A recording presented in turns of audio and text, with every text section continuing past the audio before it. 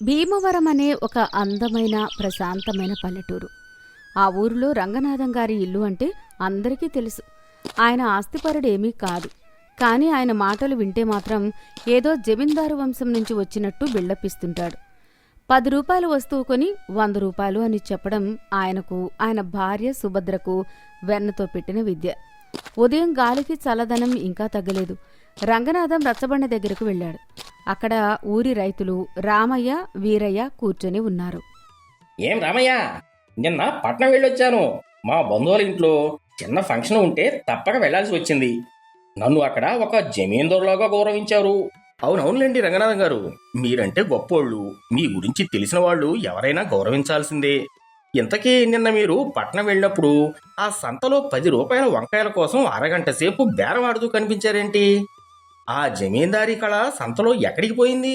అది అది సామాన్యుల కష్టాలు తెలుసుకోవాలని అలా మామూలు మనిషిలా వెళ్ళాను రామయ్య. మాకున్న ఆస్తికి ఈ దర్జాకి ఈ 10 రూపాయలు ఒక లెక్క. అయినా నా ఆలోచన విధానం అర్థం చేసుకోలేరులేండి. సరే, నాకు చాలా పనుంది, వెళ్ళొస్తాను అని ఇంటికి వచ్చాడు. ఇలా ఊర్లో వాళ్ళ దగ్గర లేనిపోని గొప్పలు చెప్పి తాను ఏదో ఏదో పెద్ద జమీందారులాగా ఫీల్ అవ్వడం రంగనాథంకి రోజూ అలవాటే. రంగనాథం ఇంటికి వచ్చేసరికి postman Subbarao cycle bell మోగించుకుంటూ వచ్చాడు. సైకిల్ దిగి తన సంచిలో నుంచి ఒక ఉత్తరం తీసి రంగనాథం చేతిలో పెట్టాడు. రంగనాథం గారు, పట్నం నుంచి మీ స్నేహితుడు కృష్ణమూర్తి గారు పంపిన ఉత్తరం. అది చదివిన రంగనాథం ముఖంలో గొప్పలన్నీ మాయమైపోయి ఒక్కసారిగా నెత్తురు చుక్కలేదు. చేతులు వణకడం మొదలయ్యాయి. కంగారుగా ఇంట్లోకి పరిగెత్తాడు. సుభద్ర, ఓ సుభద్ర, త్వరగా ఇలారా. కొంప మునిగిపోయింది. మన పరువు గంగలో కలిసిపోయేలా ఉంది. ఇంక మనం ఈ ఊళ్ళో తలెత్తుకుని తిరగలేము.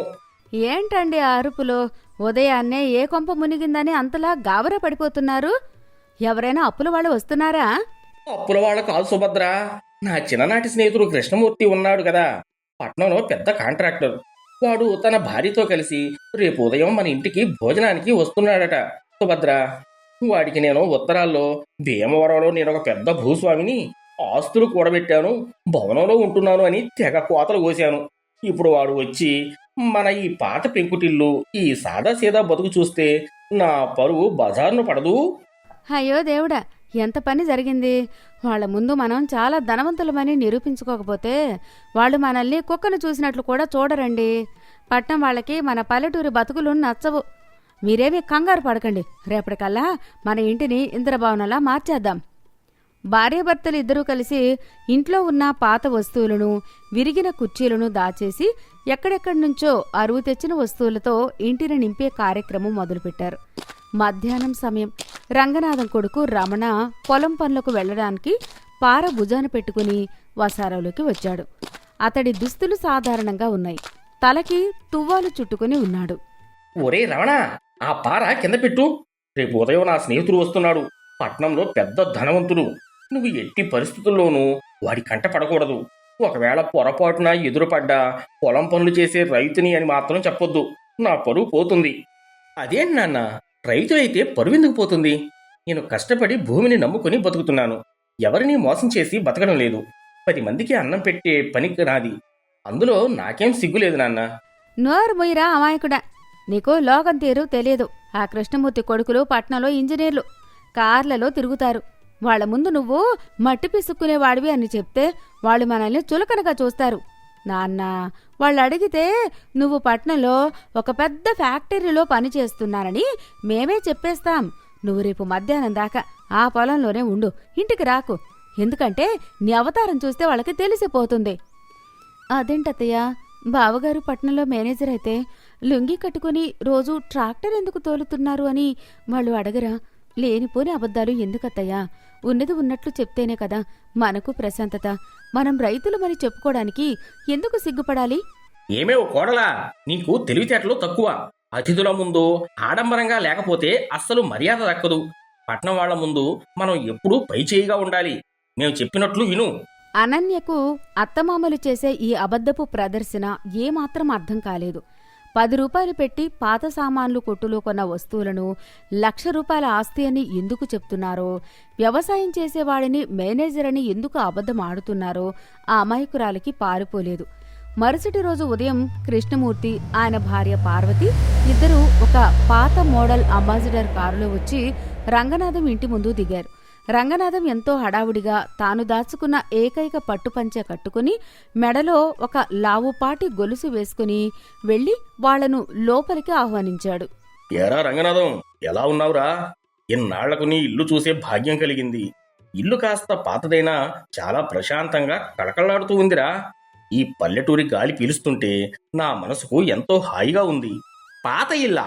ఏంట్రా కృష్ణ అలా అంటావు? ఇది మా తాతల నాటి జమీందారీ భవనంరా. దీని నిలువెత్తు గోడలు, ఆ టేకు చెక్క తలుపులు చూసావా? దీని ఖరీదు ఇప్పుడు మార్కెట్లో ₹1,00,00,000 పలుకుతుంది తెలుసా? దీని గట్టిదనం ముందు మీ పట్నం కాంక్రీట్ బిల్డింగులు బలాదూర్.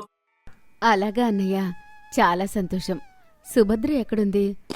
సుభద్ర ఒక పట్టుచీర కట్టుకుని మెడలో 4-5 గొలుసులు వేసుకుని హుందాగా నడుచుకుంటూ వచ్చింది. రండి పార్వతమ్మ గారు, మా వారు ఈ మధ్య ఒక కొత్త బంగ్లా కడదాం, ఈ పాత భవనం పడగొట్టేద్దాం అంటున్నారు. కానీ నాకే ఈ పాత భవనం మీద ఎక్కువ మక్కువ ఉంటుంది, వద్దు అంటున్నాను. కృష్ణమూర్తి అక్కడే ఉన్న ఒక పాత చెక్క కుర్చీలో కూర్చున్నాడు. అది కొద్దిగా కీచుమని శబ్దం చేసింది. అది విరిగిపోతుందేమో అన్న భయం కలిగింది. కృష్ణ, నువ్వు కూర్చున్న కుర్చీ చూసావా? అది సాధారణమైన కుర్చీ కాదు. మైసూరు మహారాజు గారి ప్యాలెస్ నుంచి మా తాతగారు ₹1,000 పోసి వేలంపాటలో కొనుక్కొచ్చారు. ఆ కుర్చీకి ఉన్న గంభీరమైన శబ్దమే అది. ఓహో, మహారాజు గారి కుర్చీనా?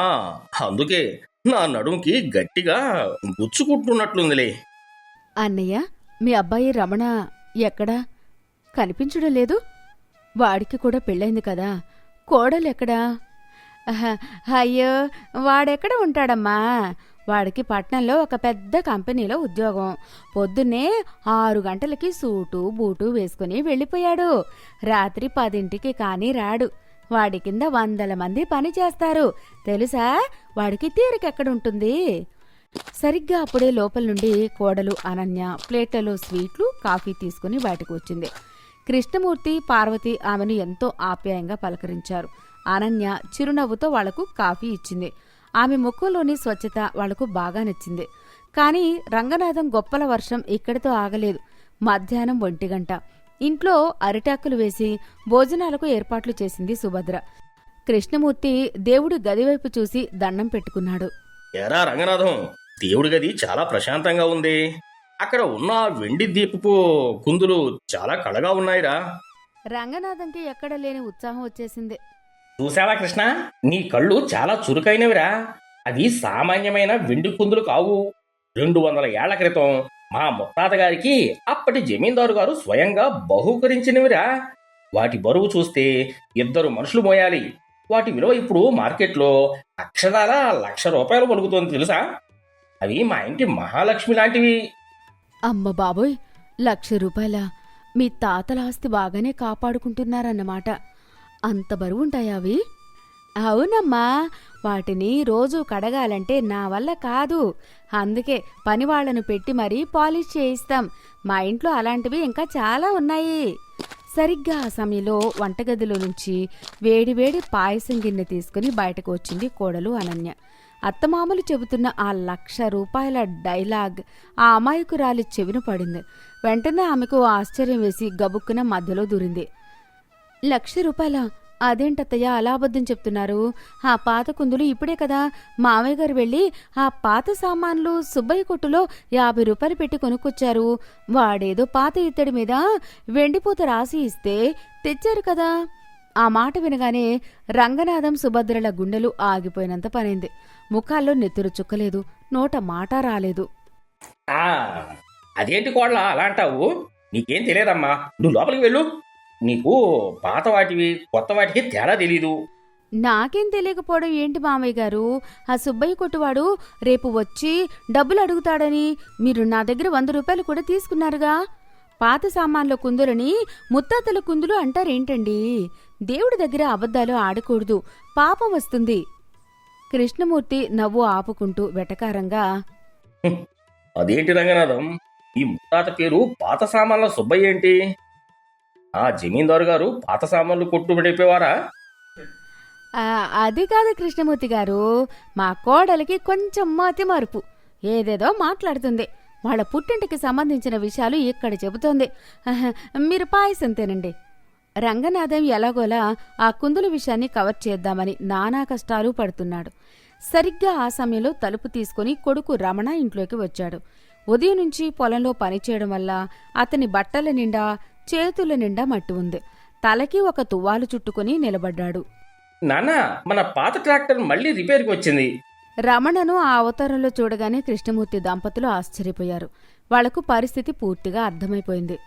అదేంటి సుభద్ర, మీవాడు పట్టణంలో పెద్ద కంపెనీకి జనరల్ మేనేజర్ అన్నావు కదా, వాడి కింద 100 మంది పనిచేస్తారన్నావు. ఉదయాన్నే సూటు బూటు వేసుకుని వెళ్తాడన్నావు. అది అది వాడికి ఆదివారం వస్తే ఇలా మొక్కలు నాటడం, వ్యవసాయం చేయడం అంటే సరదా. మేనేజర్ అయినా భూమితో అనుబంధం మర్చిపోకూడదని ఇలా ఉంటున్నాడన్నమాట. అబ్బే, అదేం లేదత్తయ్యా. ఆయన 10వ తరగతి పాస్ అవ్వడానికి నానా కష్టాలు పడ్డారు. ఇంకా మేనేజర్ ఉద్యోగం ఎక్కడి నుంచి వస్తుంది? మనకున్న ఆ 3 ఎకరాల పొలంలో రోజు ఉదయం నుంచి సాయంత్రం దాకా బురదలో కష్టపడేది ఆయనే కదా. మీరెందుకు వాళ్ళ ముందు అన్ని అబద్ధాలు చెప్తున్నారు? అవునాన్న, నేనొక సామాన్య రైతుని అని చెప్పడానికి మీకెందుకు సిగ్గు? నేను ఎవరినీ మోసం చేసి డబ్బులు సంపాదించట్లేదు కదా. నా కష్టాన్ని నమ్ముకుని బతుకుతున్నాను. వ్యవసాయం చేయడం తక్కువేం కాదే. ఇక చేసేదేమీ లేక తన ఇంటి గుట్టు పూర్తిగా రట్టు అవడంతో, తాము కట్టుకున్న అబద్ధాల కోట కూలిపోవడంతో రంగనాథం సుభద్ర ఇద్దరూ సిగ్గుతో తల దించుకున్నారు. కృష్ణమూర్తి పార్వతి ఇద్దరూ వాళ్ల పరిస్థితి చూసి కోపగించుకోకుండా ప్రశాంతంగా నవ్వారు. భోజనాలు పూర్తయ్యాయి. రంగనాథం తల దించుకుని కృష్ణమూర్తి దగ్గరికి వచ్చాడు. నన్ను క్షమించరా కృష్ణ. నువ్వు పట్నంలో పెద్ద ధనవంతుడివి, కారులో తిరుగుతున్నావు. నేను ఒక పల్లెటూరులో సాదాసీదా బతుకుతున్నాను.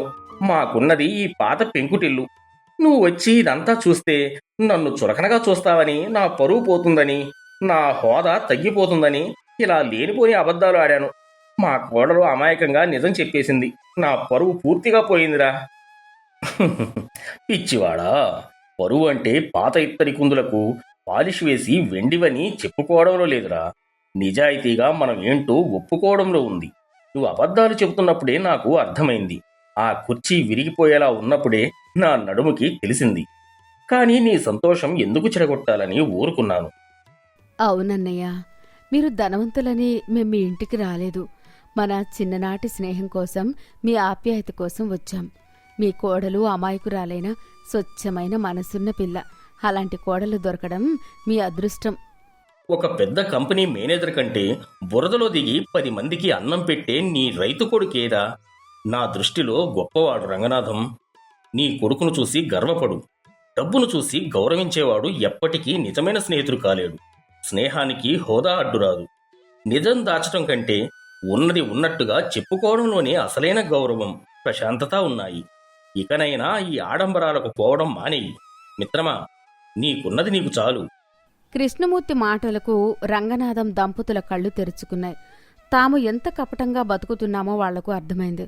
ఆ రోజు నుంచి రంగనాథం తన లేనిపోని గొప్పలు చెప్పడం మానేసి, నేనొక రైతు తండ్రిని అని ఊరిలో గర్వంగా చెప్పుకుంటూ ప్రశాంతమైన జీవితం గడపడం ప్రారంభించాడు. ఊరి జనం కూడా ఆయనలోని మార్పు చూసి ఆశ్చర్యపోయారు. కథలోని నీతి: లేని ఆడంబరాల కోసం అబద్ధాలాడితే ఏదో ఒకరోజు అందరి ముందు నవ్వుల పాలు కాక తప్పదు.